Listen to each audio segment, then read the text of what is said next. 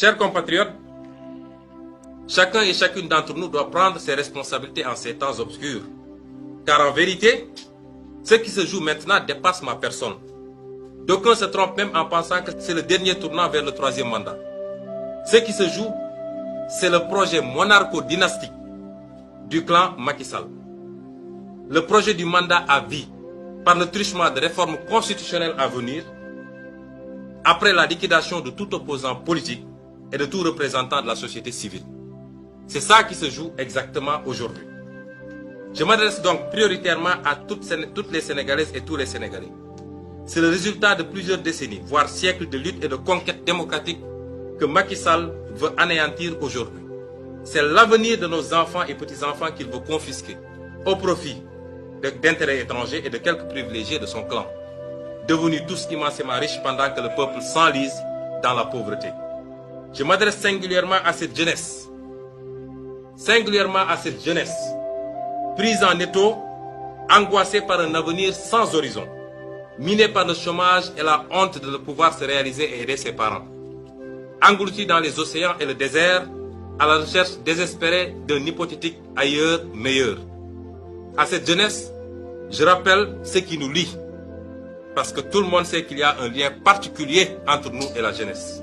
Ce qui nous lie, c'est l'idéal d'une société juste, dont les ressources et les richesses seront partagées équitablement et où toutes les chances seront égales. Aux frères et sœurs africains, l'heure de notre révolution a sonné. N'acceptons plus ces petits présidents comploteurs, toujours à la solde de quelqu'un, mais jamais au service de leur peuple. Partout en Afrique doit souffler un vent nouveau de liberté, de démocratie, de souveraineté. Le 21e siècle doit être africain et siffler le réveil du phénix endormi depuis trop longtemps. Je m'adresse à la diaspora sénégalaise. Vous, dignes fils et filles du pays, partis si loin pour trouver les moyens de pallier aux dramatiques conséquences socio-économiques de la malgouvernance, de la corruption, de la compromission des intérêts nationaux. Vous avez été les premiers à comprendre le changement structurel que nous proposions aux Sénégalais. Ce combat est le vôtre car jamais nous n'avons été si près du but. Jamais nous nous sommes approchés si près de créer les conditions d'éviter à nos enfants de sillonner le monde à la recherche de ce qu'ils pouvaient bien trouver chez eux. D'où la panique de Macky Sall et de tout le système qu'il représente. Frères et sœurs de la diaspora, nous ne gagnerons pas ce combat et tous les paris à venir sans vous. Je m'adresse au mouvement citoyen. Vous avez été de toutes les conquêtes démocratiques dans ce pays. Au même titre, sinon plus que les acteurs politiques. La pureté de votre engagement réside dans son désintérêt puisque vous n'êtes pas dans une logique de conquête et d'exercice du pouvoir. Je vous dis que votre mission ne s'est pas achevée le 23 juin. Elle vient justement de commencer car cette fois-ci, il ne s'agit plus simplement de stopper un projet de loi contesté, il s'agit de forer les bases d'une refondation pour que plus jamais cela. Je m'adresse à l'opposition sénégalaise. Quelqu'un disait que la plus grande chance de Macky Sall, c'est son opposition. Je m'adresse à cette opposition, dont l'écrasante majorité, au-delà des clivages et divergences d'approche, semble avoir bien compris les enjeux transcendantaux du moment. Comme en attestent d'ailleurs ces innombrables manifestations de soutien et de solidarité depuis le début de ce complot. Tous ensemble, nous avons une opportunité qui ne se représentera certainement pas de sitôt, de changer le rapport de force définitivement, de mettre un terme à l'arrogance et aux persécutions, de stopper le projet dynastique et de remettre les compteurs à zéro pour qu'à jamais les droits de chacun et de tous soient restaurés et respectés. Mais si Macky Sall réussit son coup-ci, s'il réussit ce coup-ci, alors il écrasera tout sur son chemin vers le pouvoir à vie. Que personne ne s'y trompe. Politique, mouvement citoyen, société civile, journalistes indépendants, syndicalistes, activistes et même religieux, tout le monde y passera si Macky Sall réussit ce coup.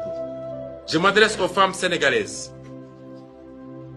à ces braves femmes sénégalaises. Vous vous êtes beaucoup battues, et nous tous avec vous, pour obtenir ces acquis contre les violences ignobles à vous faites. N'acceptez pas que ces nobles acquis, encore perfectibles, soient transformés en armes politiques. Cela décrédibilisera votre combat. Aux organisations de la société civile, je n'ai pas besoin de rappeler le rôle de vigie du respect des droits et libertés individuelles et collectives, Depuis le début de cette affaire, Macky Sall, son ministre de l'Intérieur et son procureur utilisent des méthodes dignes de la Gestapo pour procéder à toutes sortes de sévices physiques et psychologiques. Des jeunes ont témoigné avoir été sauvagement torturés dans les locaux de la police judiciaire. Des kidnappings sont orchestrés tous les jours sur des citoyens et citoyennes sans préavis ni convocation. Des jeunes sont envoyés en instruction pour le plaisir vindicatif du procureur au seul crime d'avoir répondu à la provocation. L'objectif recherché n'a rien à voir avec la justice. Il s'agit plutôt de vengeance, de briser des vies et de briser un élan patriotique. Illustration de la peur bleue que leur inspire la capacité de mobilisation d'un peuple sénégalais désormais conscient. Vous me permettrez d'adresser quelques mots aux parents de tous nos otages politiques. Soyez assurés que nous souffrons à côté de vous. Nous souffrons beaucoup plus que vous de cette situation et nous compatissons à cette douleur. Si Macky Sall veut me liquider, il devra pour une fois accepter de se salir les mains au lieu de se cacher lâchement derrière ces barbouzes de la justice. Parce que tout le monde connaît son habitude, il instrumentalise la justice et à chaque fois qu'il est interpellé, il dit c'est un problème de la justice. Nous savons tous que c'est lui qui tire les ficelles.